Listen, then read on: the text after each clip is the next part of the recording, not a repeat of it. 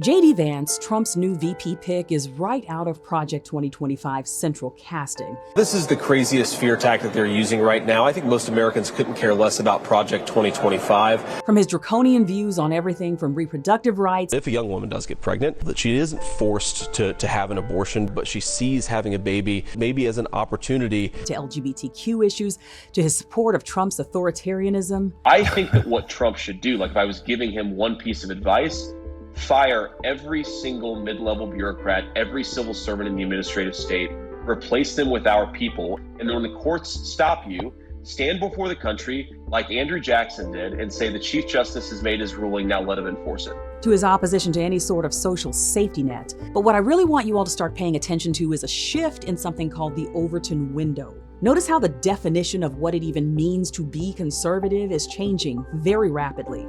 The person who's been chosen to hold the office that's the closest to the presidency was vetted and selected because he's not only against reproductive rights, even in the case of rape or incest, but because he refused to support a bill that protected contraception.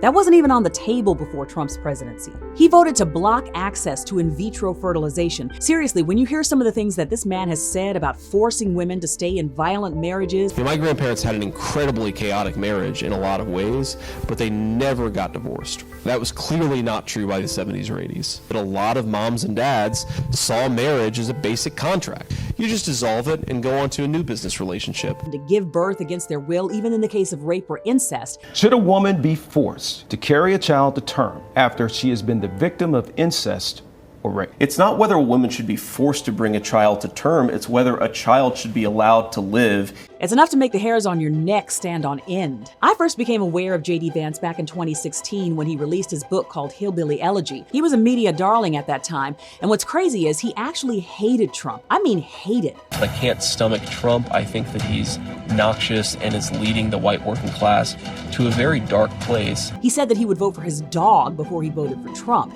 He said Trump was unfit for office. He said he believed Trump had sexually assaulted a woman. He said Trump was worse than OJ. He said Trump was quite possibly America's Hitler. He loathed him.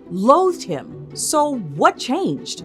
Well, I'm guessing that after he started to realize how profitable it was to capitalize on the difficulties and hardships of Rust Belt folks, he figured out who he was going to have to cozy up to in order to have a successful political career. So he pivoted hard right. He ran for office and was elected to the Senate in Ohio, and suddenly he's changed his tune about Trump. Obviously, Trump is benefiting from his alignment with Vance because of Vance's book and his supposed reputation for championing the common man, but it's all window dressing. The fact of the matter is, J.D. Vance is now a multi-millionaire who invests in a ton of tech companies that have their foot on the necks of the common man.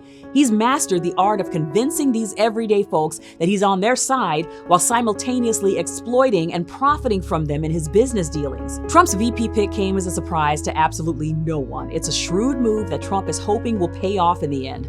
I'm sure his team was quite aware of Vance's actual views on Trump, but Vance's selection should be further confirmation that they are placing the chess pieces in order for the full execution of Project 2025 or Agenda 47 or whatever you want to call it. This is the craziest fear tactic they're using right now. I think most Americans couldn't care less about Project 2025. I reviewed a lot of it. There's some good ideas in there, Rob. There's some things that I disagree with, but most importantly, it has no affiliation with the Trump campaign. So as I tell you all quite often, stay aware, stay informed, and check your voter registration at the link in my bio.